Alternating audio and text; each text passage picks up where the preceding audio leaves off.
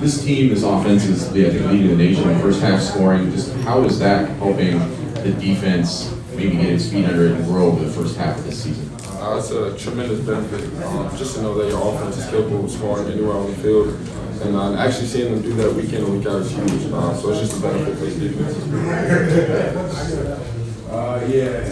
Jerry, you want me to go ahead and ask one? Yeah, go ahead. I'm sorry. Hey, Brandon, come on up. Ron, just kind of follow up on what I asked Tommy there. You might have a few more words about it, but what have you guys got accomplished defensively this first half of this season? You know, just generally, where can y'all go the next 2 weeks? The sky's the limit. We're not even fully healthy, so I think we just got to use this bye week to get fully healthy defensively and offensively. But defensive specifically, we know what we can do. We showed some of like the flashes of what we can do, but there's still a lot of work that needs to be put in. Austin Ward, Rivals 97.1. Brian, what did it mean to you all in the secondary to have Nathan back? Huge. I mean, you see what he did first drive of the game. That was huge for us. We were kind of moving the ball better than we expected. But for him to do that is huge. With the interception, the pick six, you guys didn't seem the least bit phased by that. Just kind of describe what said this team that Grossman does it, which doesn't happen too often. It's a part of the game. Stuff happens all the time. Everyone doesn't play perfect, but you got to be ready to go when the numbers call. So we take pride in setting change and not giving up a touchdown because it's pretty easy for offenses. Once they turn the ball over, then they get the ball out, and then it kind of can get bad out. But we take pride in going out there and stopping it. Ronnie, I want to ask you about the speed with which the defense is playing. Do you feel like today was the fastest that you guys have played? And if it wasn't, where could you be faster? Honestly, just a little bit. But like I said earlier, Coach Knowles wants us to have a fast defense. He wants us to play with vision on the quarterback. And I just think each week we're taking strides and becoming better at that specifically. C.J., I won't start you off with a question about the reception, but for 6 touchdowns to 14 guys and to get everybody involved in that. Marvin in particular, when you throw that ball on the last drive, what's going through your head? And do you just know he's going to put it there to watch the play he made there? Just how impressed were you with the control by it? Yeah, I definitely think, first of all, I was going to give all glory and praise to my Lord and Savior Jesus Christ. I'm obviously to come all the way up here and compete with my brothers, but yeah, when you see Marvin, the work he puts in during the week, I think definitely that's what builds confidence.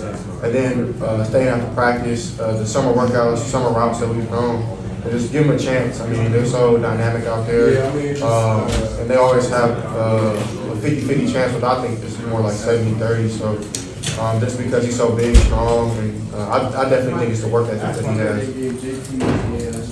C.J., when he actually makes that catch, Marlon, on the last one, what was your vantage point of it? Were you even impressed with this one compared to some others? Like what did you see as you put that on the way for the celebration? Yeah, I kind of knew that it was a kind of a cloud look. They wanted to not leave him on ISO, but the corner kind of played man principle. So Marvin did a good job of just staying wide. I tried to just put it wide as possible as I could. I could probably put it a little higher. But with those type of guys, all you got to do is give them a chance. So that's what I tried to do in that instance, and it was a hell of a catch. So I'm super happy for him. After the pick six, you didn't look phased at all, just went back out there and you ran the show. First of all, what happened on that play, and what's the mindset after something like that? This next play, there's no positive in thinking about negative things that happened in the past, and I definitely think that that has to do with some of my off-the-field character, just being prayed up and making sure that that I know that at the end of the day, mistakes happen. So just miscommunication between me and Mecca. I thought he was going to slam it down, but he did the smart thing by taking off, and just got to be better at that. The Zero made a hell of a play. So, but with those instances, that's why I mess with that's why I love Coach Day so much, and my offense is that they always have my back no matter what. And at the end of the day, plays happen, and you just got to bounce back. It's always about the answer. It's never how you start, how you finish. So I think that maybe last year taught us that a lot, and then maybe just my life growing up, just perseverance, just working through tough times and tough plays. So that's probably why we ended up playing good after that. Go ahead, Bill. C.J., all the balance and efficiency that you guys have right now, it looks like it's supposed to be the best offense in the country, but you're doing it without a full deck. You've had running backs in and out. You've obviously not had Jackson. When you think about how well you're performing now and know that those guys can get healthier, can get back in the lineup, like where else can this offense go once that happens? I don't really think we have a limit. I'm super excited. Excuse me. I'm super excited to get Jackson back, and of course with mine, just to see where we're at full strength. So, but at the end of the day, I think we gotta press this bye week and make sure that we continue to get better, and hopefully they come along. And of course, I know Jackson and mine are two veterans that we need with, when you add leadership into that as well. They've definitely stepped up in that area. So I definitely think that they'll come in and have an immediate impact. And I'm actually bummed for Jackson, man. All the work that he puts in and how hard of work he is. He's a good guy. So when your brother's not out there, which you kind of hurts a little bit. So, and then we've also had to adjust with that just because he's such a dominant player in there in the slot position, even on the outside. So I'm super excited to get him back. Super excited to get mine back as well. I think Trey did a great job today, being one of our only backs, something long numbers, and Dallin did a great job as well, including X. Yeah, I'm super excited to get everybody back. We'll go over here, Steven Means, and then Clay on this side, and then Tim May next over here. C.J., Mecca was talking about when there are mistakes like that, you're very calm in games, while in practice you're maybe a little bit more edgy to get the rep back and get the rep back. Why take the more edgy approach in practice, and why are you so calm in the game? I definitely think Mecca kind of hit it on the point. I think the reasoning for that is just practice is harder than the games, if you ask me. Sometimes that's not always the case because you do play against great teams, and Michigan State was a good team. They're not terrible. I mean, they haven't lost big except for one time. So, and then their backs were on the ropes. So, knowing that we had to come in and play a team that was really didn't have nothing to lose, I mean, it's tough. So during the week, definitely got to push greatness and just perfection, because once you get in the game, it kind of becomes just rhythm. And once you get going, you get going. So, but yeah, to staying calm, I definitely think that has to play off with just our off-season work and knowing that we didn't come in here for anything but a win. So, just working hard past that, and then it's not life or death. So, like, it's nothing to be crying about or lose my mind over. And then when you have a coach like Coach Day and Coach Wilson are going to call it just as good as before you had an interception, whatever the case may be, that just gives you all the confidence in the world. Over here to the right, Tim May. Yeah, two quickies, CJ. Number one, the dime you dropped in on Marvin Harrison Jr. down the right sideline wasn't even a touchdown, but you stood in the face of that blitzer and delivered that pass. Just take us through that play. How cool did that feel leaving your hand? And then number two, you're the first quarterback to have 6 touchdown games, passing games in Ohio State history. What does that mean to you? Yeah, the one was third down. I want to say it was probably like 3rd and 4 around there. Yeah. They were like a split muzz look, knowing that my linemen were in a lock squeeze, which is basically they squeeze down the linebacker and the end will come free. The first time they ran that, I think that's what they did the second time. They did it 2 times in a row. And I told Mecca to do something if he comes, and I thought they zone dropped instead of staying in man-to-man. So I didn't want to throw it in the middle blatantly without seeing what was in there. So knowing that Marvin is a really good one-on-one matchup, I just try to give him a shot. I had somebody in my face, but I mean, I definitely think that I try to just stay in there as strong as I could and deliver a good throw, because, I mean, those type of moments in the game are really big, because if you don't convert right there, then it's a short field for the opposing team's offense, and I definitely think those are big-time downs. What was the second question? I think you're the first player ever. Yeah. I'm sorry. That's all right, man. Yeah, it's a blessing, man. Definitely, all glory has to go to God, because, I mean, I wouldn't be at a place like Ohio State, 2,000 miles away from home, somewhere I never thought I'd be if it wasn't for him. So I'm super blessed just to be able to go out there with my brothers. But it's not just me, it's my linemen. It's my receivers running great routes, my tight ends blocking and running great routes, and my running backs towing the ball so good. So it's a small part by me.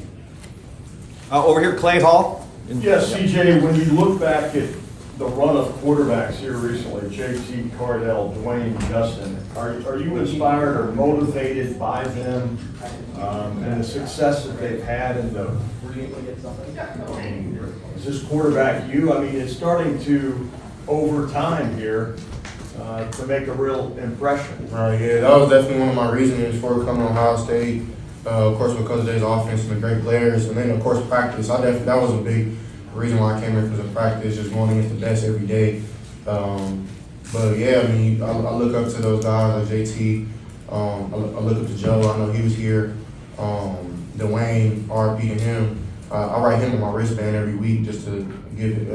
I dedicated the season to him, so I definitely think that.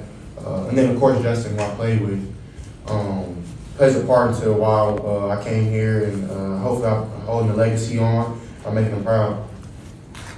We've got time for just a couple more, folks. Brendan Gluck, go ahead. C.J., I want to ask you about leadership. It feels like you are getting, over your time here at Ohio State, more and more comfortable understanding how fast things can happen around you and your ability to kind of stay calm. Where do you feel like you've taken the biggest step with your leadership and your ability to slow the game down? Yeah, I mean, excuse me. I've always kind of, glory to God, I've always been a national born leader. Kind of always been the quarterback on my team. So, just early on playing with the Alabama Warriors when I was young, playing with Pomona Valley Steelers. Those are two youth teams, but they teach you to be like that at an early age. I mean, the stakes aren't as big, but coming to a place like Ohio State, I never really knew how big it was until I got here.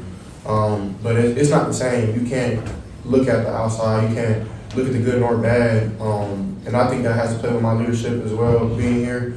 Just blocking out the outside noise, because good or bad, people are going to hate you. People are going to love you. It doesn't really matter. I play for an audience of one in my family, which is the Buckeye Brotherhood, and my mom, sister, brothers, STM, my family back home. So, I definitely think that pays into it. And it's just short-term memory. I think that definitely as a quarterback, you have to have that. So, I think that's how and then, Coach Mick, he's definitely been a strong part in that. It's just, he used to get on my last nerves coming in, and I ain't gonna lie, I did not like Coach Mick at all. So, but it teaches you, like, even though you're irritated or whatever the case may be, you keep going. So I appreciate Coach Mick and Coach Dave for always pushing me. Okay, we've got time for just a couple more. We're going to go Joey, Dan, and Larry. Go ahead, Joey. CJ, as far as kind of being level-headed, having the short-term memory, sounds like maybe that was emphasized when you were a younger quarterback. Were you good at that, like at a young age, like in high school, like kind of you make an interception and flip the page and be level-headed, or is it something you feel like you've really gotten better at? I feel like I gradually definitely got better. I'm not a huge, I don't know. I wouldn't call myself a huge emotional person. So I'm not big in showing a lot of my emotions, at least, especially when your brothers are watching. I think that has to play a part of growing up with two of the brothers. They kind of were mean to me. And then, of course, my sister's probably worse. They used to beat me up, do all types of stuff, but, if I cried, they would do it worse. So I definitely think there's no tactical advantage of whining or complaining about anything. So I definitely that plays a part. But high school, I was better than I was in youth. And then growing up with my coaches were very hard on me growing up. Coach Chojo, Coach Jamie, Coach Bub. I'm not trying to miss anybody. T-Dub, Coach Fly. They yelled at me. They did a lot of crazy stuff, like a lot of hard workouts. So, but it grooms you at a young age just to realize like the role that you have and the responsibility you have as a quarterback on a football team. So, without them, I would never be here. So, shout out to them. Dan? CJ, it seemed like Travion was running with an extra edge when he was out there today after not playing last week. Is that something you noticed from him today? Yeah, I hope number one is okay. I pray for him while I was out there, but it's a crazy sport, and I definitely think Trey ran very hard. I definitely think he has something not just to prove, but prove to himself that he can still go out there and dominate. So I'm super excited, super happy for him to go out there. And it's tough being one of the only backs and having to come back. And so he was back there tired, and I definitely think that shows the work ethic he has as well, just not being denied. And I'm super happy for him. I definitely think that him and mine are that dynamic duo, and they'll do great things in the future. So excited to see that. And final question, Larry Lane, AP. CJ, can you just share a little bit more detail about honoring Dwayne Haskins? What do you write? Is it on tape or wristband? And did you ever meet him? Yeah, I met him twice. One time up here, then one time as a high schooler at the Elite 11 camp. But I just write DH7, long live Dwayne Haskins 7. I mean, honestly, I wouldn't say that I haven't forgot about him. I don't know if anybody else has, but he's here. You know what I'm saying? He walks in the spirit with me, maybe not in the flesh, but I know that I was rooting him on when he was still playing, and I know that he roots me on now, even back then, last year when I played here too. So I send my condolences to his family. I know it's probably still really raw and tough time for them. So my condolences go to them. I know how it is to lose somebody close to you. And I also write long live my cousin who passed away 3 years ago last summer. So he was one person who introduced me to football as well. His name is Sam House. So long live my cousin S3. And I just try to honor people like that because I don't like forgetting people because when he was here, everybody loved him. So why not still love him? So I try to just show that message. Is that a tape or? It is tape.